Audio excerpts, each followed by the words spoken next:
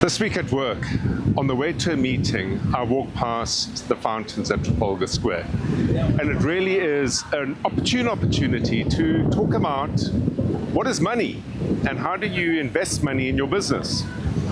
Like water, you don't own money. You simply are a custodian of it for a period of time. Like water, where you decide to put it when you have it, determines whether you yield fruit or waste it. And this is where I think farmers could really be some of the best teachers around investment. When water comes to a farmer, the farmer has one of three options. Either they can store the water.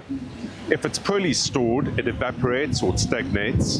And like money, if you have it sitting dead in your bank account, not working for you, it loses its value. It gets eroded or evaporated by inflation. The next option is to use the water and put it into your fields. But if you pour it onto barren land, land that hasn't been properly prepared, land that hasn't been perhaps plowed, fertilized, seeded, planted, well, where does the water go? It simply seeps away into nothingness. And what are you left with afterwards? Barren land. However, if you use the water and you pour it onto land that has been properly cultivated and prepared, that has seed in it, that has fertilizer, whatever is required to make the seed flourish and grow, with the final ingredient being water, that water will yield a crop. That crop yields a harvest. That harvest, when sold, gives you a return. So in your business, if you're sitting with a cash pile that's not working, place it elsewhere.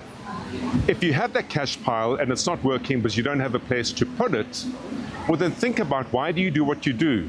Set a bigger, bolder target.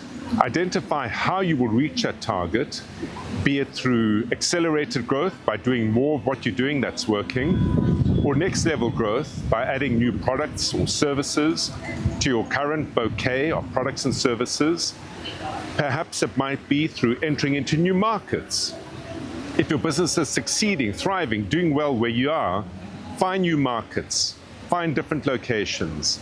Or alternatively, if you're really performing well in one or two industries, add a third for so long as it doesn't unwind and undo the success of your current capability to service the two industries. There are so many different paths to growth, and the only thing very often limiting it is your idea of what the business can be, should be, ought to be. Set bigger, bolder plans, make sure you have a blueprint to reach them, and then pour the money into that fertilized blueprint and let it yield the fruit that a farmer typically would enjoy. Until next week at work, have an entrepreneurial day.